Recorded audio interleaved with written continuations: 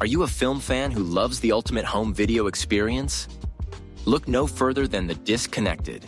Your host, Ryan Verrill, is your go-to source for the latest and most accurate information on home video releases, exclusive interviews with industry insiders and filmmakers, and has established a thriving community where every film and physical media enthusiast feels welcome. From hidden gems to blockbuster hits, The Disconnected brings you insider knowledge and a welcoming space to share your love of cinema. Watch every Thursday night at 9:30 Eastern, 6:30 Pacific for the live announcements show and follow The Disconnected on social media to stay updated. Subscribe to The Disconnected on YouTube or on the podcast provider of your choice and dive into a world where every movie night is an adventure.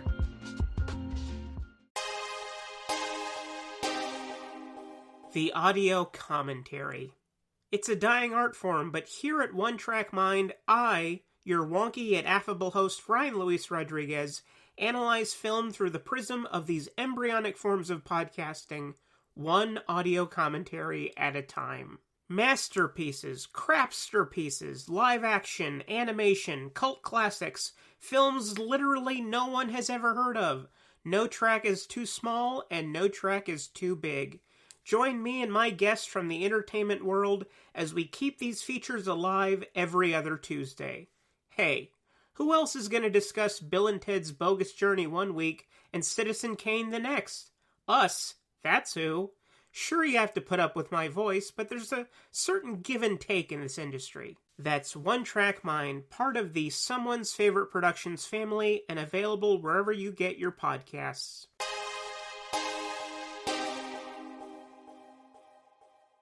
Hello and welcome to Tumbleweeds and TV Cowboys. My name is Hunter.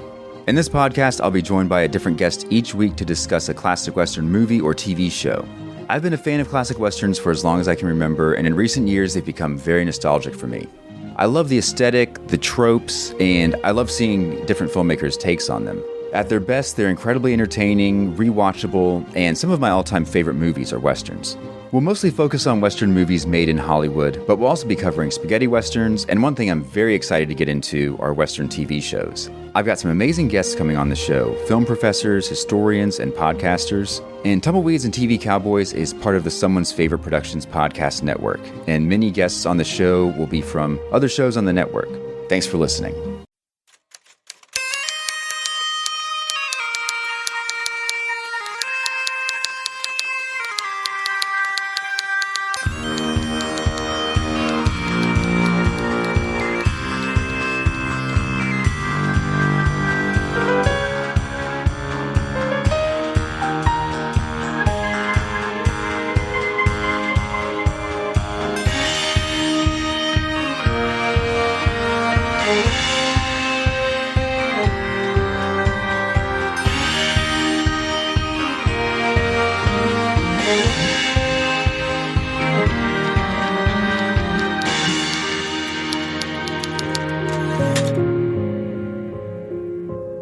I drive the night, looking into the darkness where our fears reside.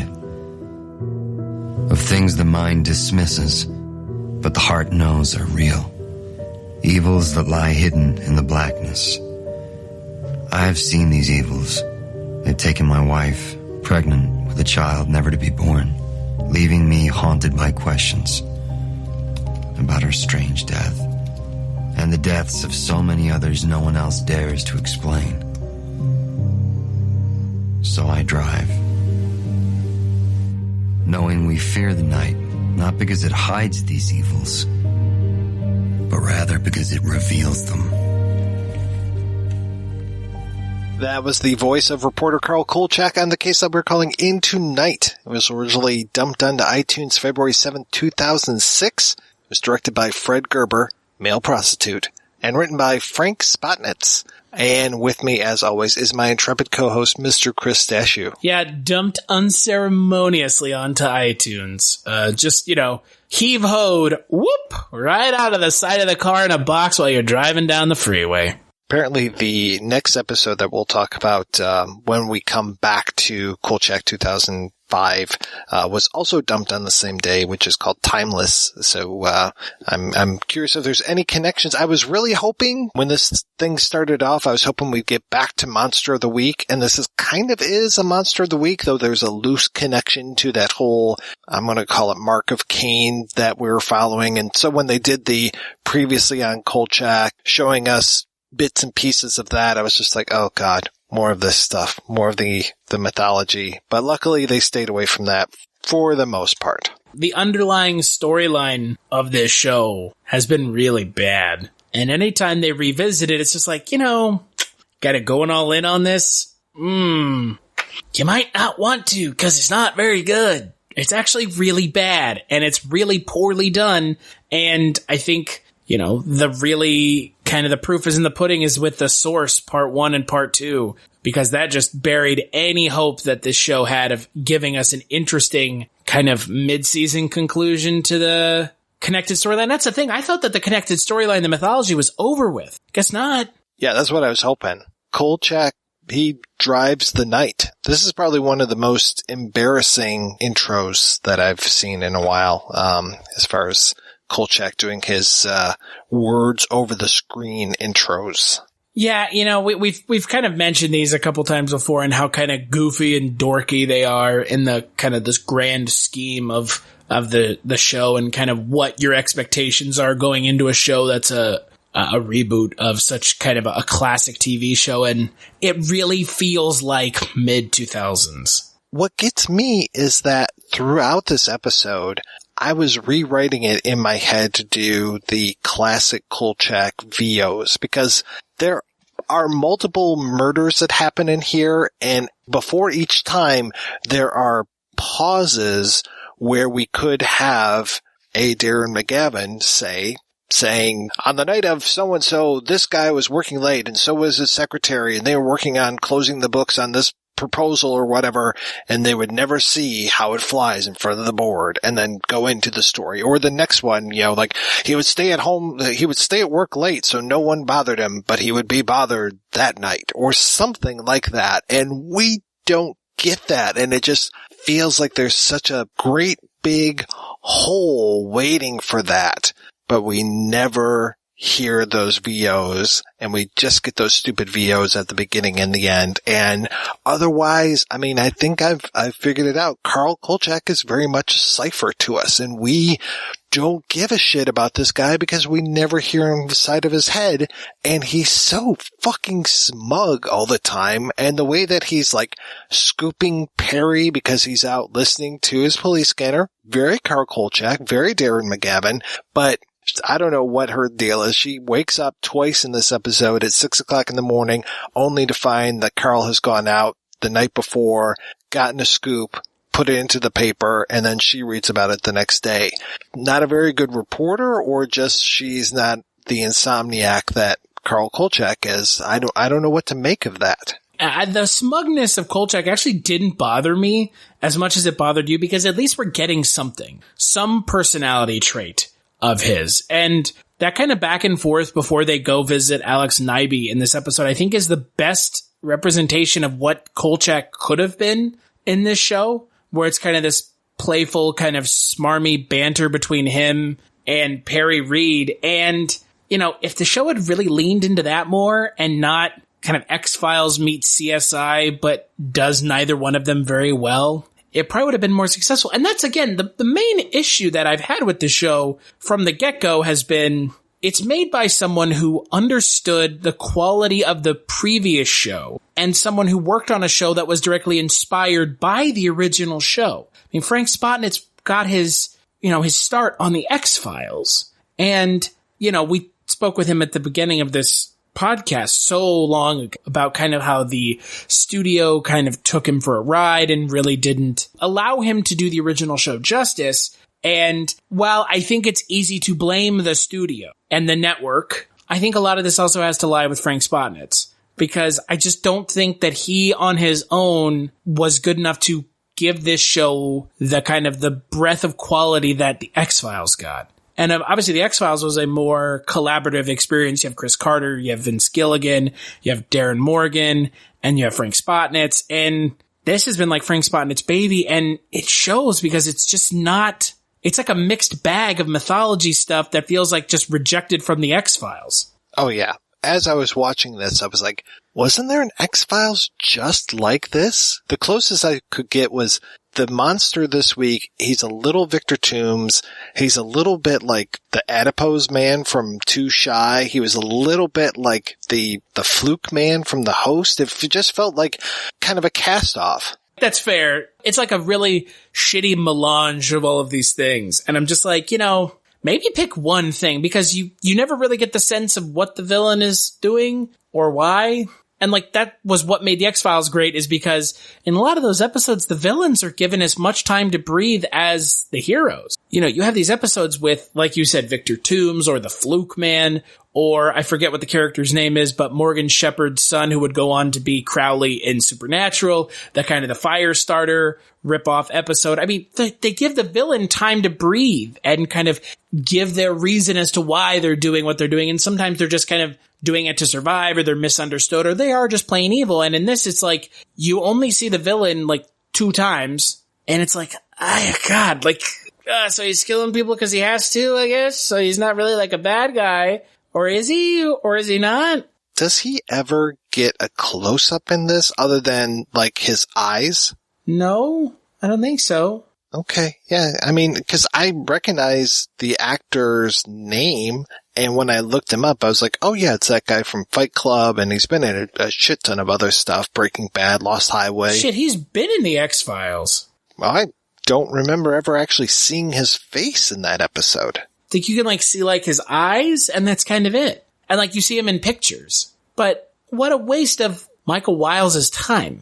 This episode also feels not only like an X-Files episode, but it feels a little bit like an original Kolchak insofar as it's a pretty simple monster. It's a very simple effect because we don't actually see the liquid being sucked from these people. So that the monster, in case people happen, and I apologize to you if you happen to tune into this podcast and you haven't seen In Tonight, you're better off for it. The monster, I guess he's a security guy, though, and I guess that's what explains him picking up a woman later on in the episode and driving her someplace. I thought he was a Metro car driver for a little bit, but then it finally kind of clicked, oh no, he's a security guy. After we go back to these pictures that they're looking at, the third frickin' time, security guy works in these office buildings or can get access to these office buildings where people are working late at night. He goes up to them, puts his hands around their neck, and drains them of all of their liquids. We never see that effect. What we see are the desiccated bodies that look like maybe they were on sale from the Life Force prop department. And that effect of the dead bodies, these desiccated husks that they have, it's a fairly effective thing, and the way that they set that up, I was like, okay, I could see the original Carl Kolchak. I could see Darren McGavin on this case.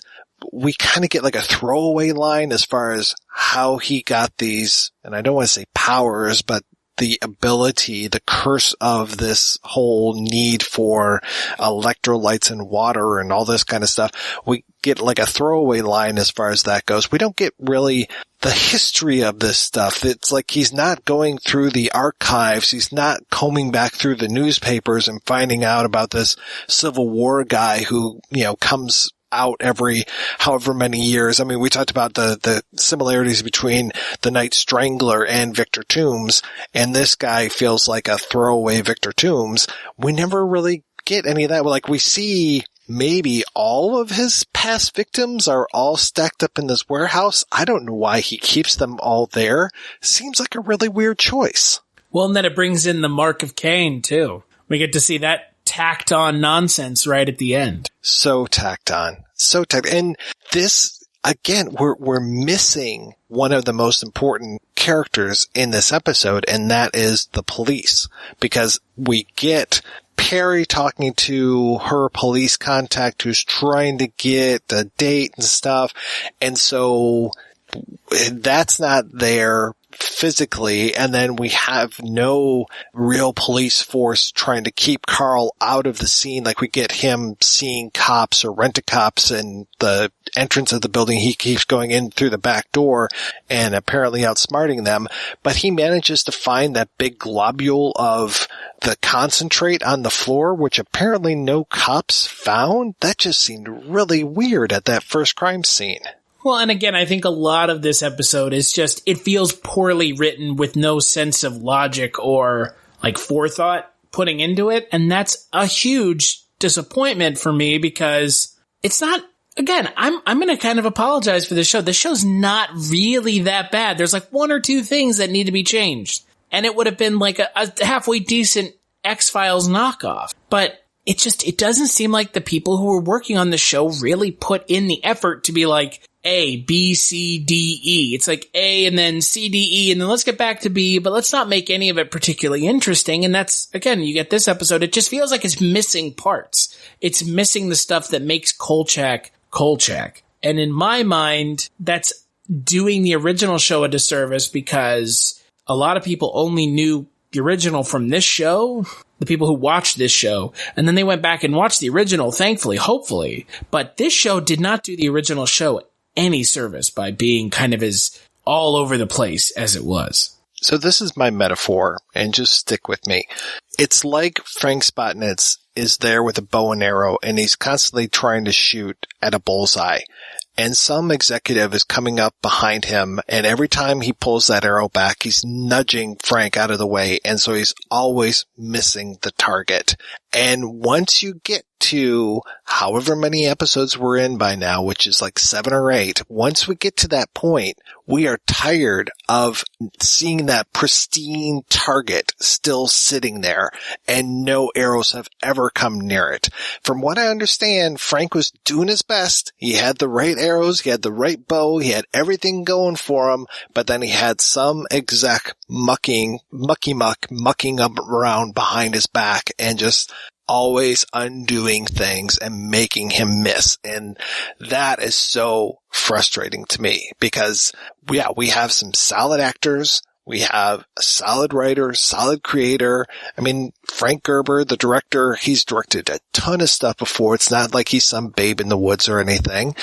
But yeah, it's so close so many times, but then you're just like, oh man, this just isn't hitting the way that it needs to hit.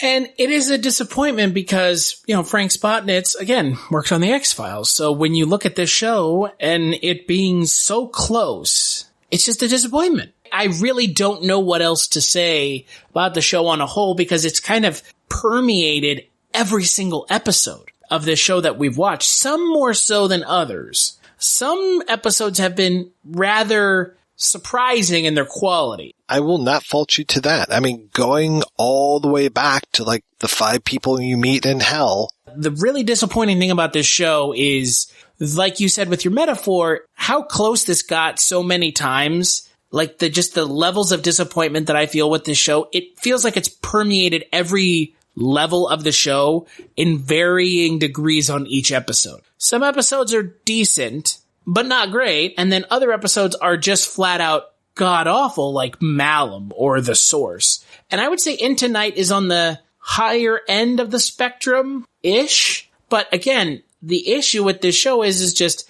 there's no consistency with the quality of the episodes. There's no consistency whatsoever. Well, you see a scene like when Jane Lynch makes an appearance as the scientist and Carl comes in and he's got that super astringent with him.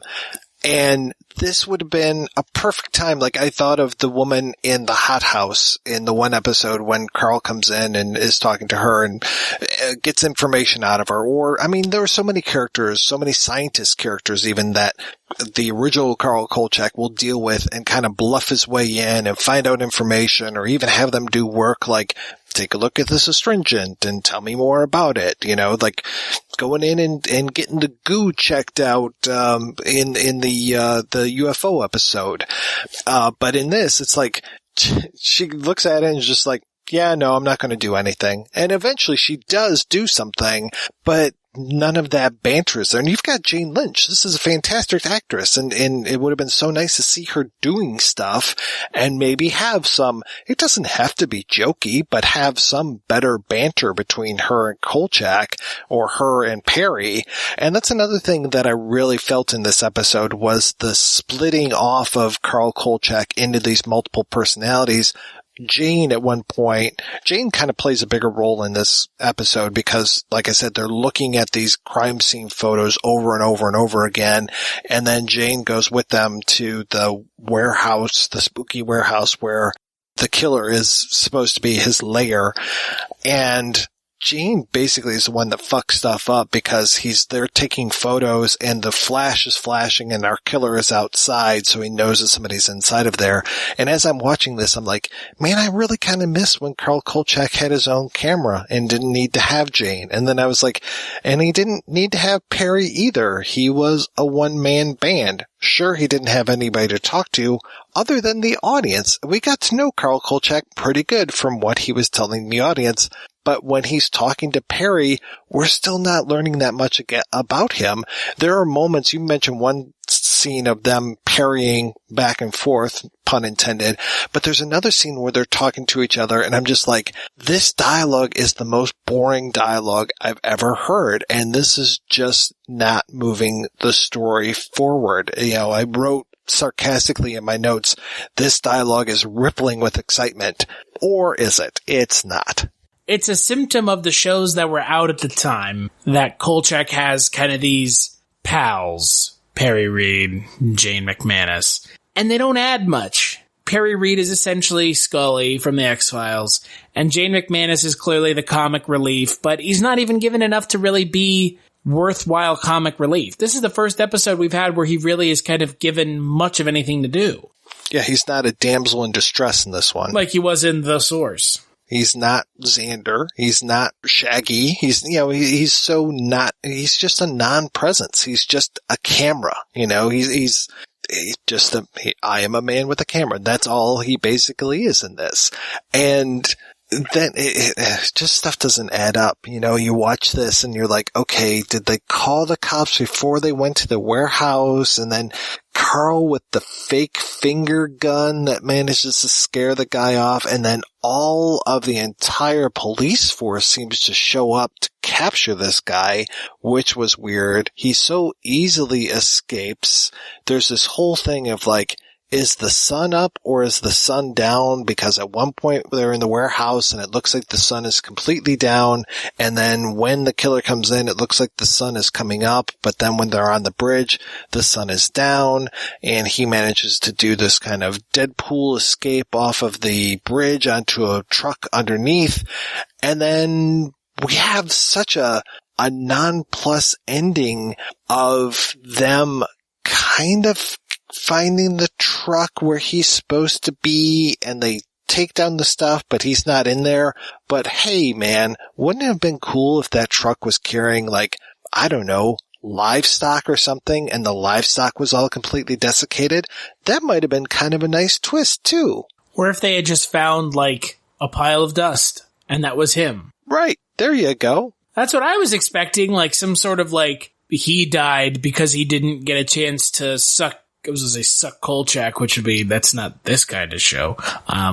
But it's, again, like you said, it's a complete non-ending, and it's just a cap on how disappointing this episode is. You don't even get a conclusion. There's no conclusion here. Right. Would he have come back in the second season? Yeah, this is pretty similar, though, to, original Kolchak in a way, because some of the original Kolchak episodes don't really have a very strong conclusion either to begin with. Can we talk, too, about the exciting scene of Vincenzo copy editing Carl and Perry? I mean, my God. Again, I was on the edge of my seat as he's just going through with his red pencil and crossing out sections. Wow. Yeah, Vincenzo is probably, of all the things in this show that's a real missed opportunity, Vincenzo is probably the biggest. It's just a disappointment that Cotter Smith has given nothing to do. And when I mean nothing, he's given literally nothing. He is in the episodes, but barely. He's behind the desk and he gets to say one or two things and that's it. You never really get a sense that he has any sort of relationship with Kolchak at all. think back to those early episodes of Night Stalker and the way that Carl is just riding Vincenzo. You know, this is news. We report news and all this kind of stuff. When Kolchak would see his own story in the newspaper, he would hit the roof because all of the stuff, all of the supernatural would have been excised from it. We never actually saw him and Tony with the red pencil just crossing out stuff. And if we had, Carl would have been just having, you know, like throwing fits about all of this stuff. Instead, it's like, what are you doing, Vincenzo? That takes away this part of the story. And it's just like, oh my God, is everyone in this whole show on Valium? I think that everyone in this show is just mildly disinterested and probably could feel that the show wasn't really going anywhere.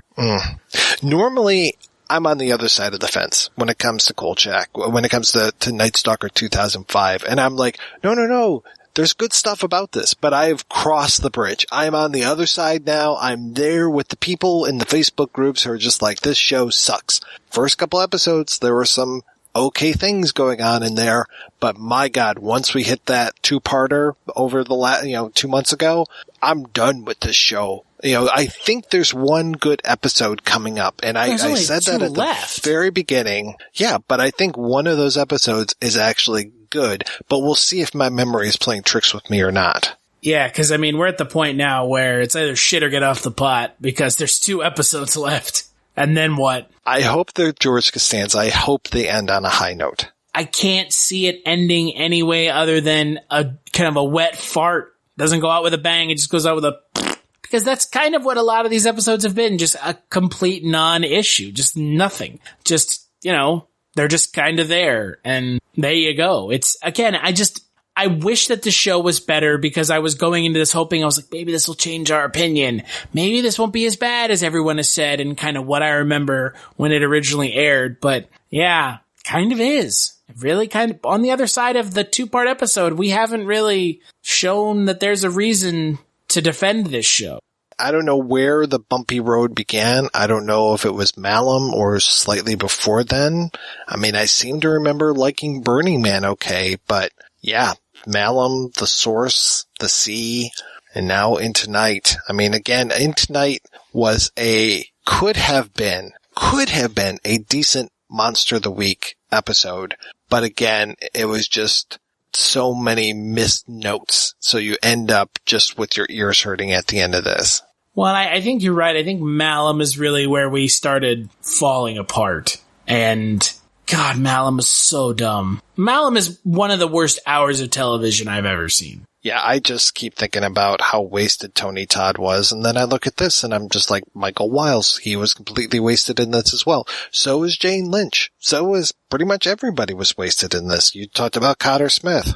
Yeah, so is Stuart Townsend, who's been wasted in every episode. And not in like the Bob Hoskins on the set of Super Mario Brothers wasted kind of way, just like completely underutilized. Yeah, I would have, had he started drinking on this, I think it might have added something to it. Yeah, a level of believability with the washed out nature of Kolchak. Exactly. All right, well, I want to thank John Walker for our theme song. We will be back next month with a discussion of a classic Night Stalker, which is the Trevi Collection episode. Until then, Chris, what is the latest with you and the Culture Cast? So over at the Culture Cast right now, which is the movie podcast I do with my buddy Eric, we're talking about Jackie Chan movies. And no, we're not talking about Rush Hour. So if that's what you're looking for, I bet How Did This Get Made did it already. And they were probably slinging some sick jokes. So probably go listen to their podcast where they had some obscure comedian on there talking about how funny and dumb the movie is. But we're going to be talking about some kind of lesser known in the States Jackie Chan movies. The list has been curated by yours truly, Mr. Mike White, so I'm looking forward to it. I don't think I've seen any of the movies on the list, which, again, pretty excited for. That's what's going on with me over at the CultureCast. You can check that out over at culturecast.com. I also do a podcast called Chronicles from the Crypt with my buddy Mike Wallace, a.k.a. Father Malone, where we talk about Tales from the Crypt. 2 episodes, twice a month. That's a lot of fun if you're into that. Mike and I and Mike White also do a Dreams for Sale podcast, which is the Twilight Zone 1985 podcast. So check that one out as well. where can people find you? What are you up to over at the Projection Booth podcast, Mike? Gosh, I feel like I hardly do any podcasts after I talk to you. You're just doing so many. It's not as exciting a life as one would expect from that long plug. You have so many mics in your life. I do like that I have a lot of mics in my life. Apparently the great Lord below decided to grace me with a lot of mics, so I have to keep them all straight when I'm talking to my wife. I'm like, well, white mic and then Vegas mic, and it's just like, oh, Jesus Christ. So you can find me over at projectionboothpodcast.com, where every week putting out a new episode. We're wrapping up the year, so we are talking about just kind of some odds and ends, some interesting stuff, hopefully, talking about Alfred Hitchcock's Psycho, talking about 2001: A Space Odyssey. Yeah, we're all over. Some classic cinema, some not so classic cinema, talking about Chuck Vincent's Roommates, which is a highly underrated piece of cinema that I would recommend to everybody to check out. And you'll find some interesting stuff over there. Hopefully. That's all the news that is fit to print, that has survived Vincenzo's red pen. So be sure to come on back next month and leave us some feedback, would you, over on iTunes or wherever you get this podcast, or even at our website, kolchaktapes.com. And if you think we're doing a bad job, well, we can't be doing any worse of a job than the people who made Night Stalker 2005. There are evils that live amongst us, hidden behind walls, lurking in dark shadows. Open your eyes and you'll see them, but be careful you don't open them too wide.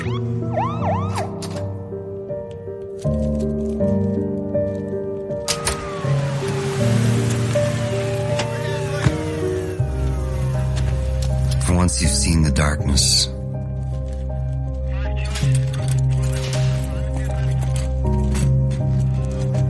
the fear of it remains a part of you.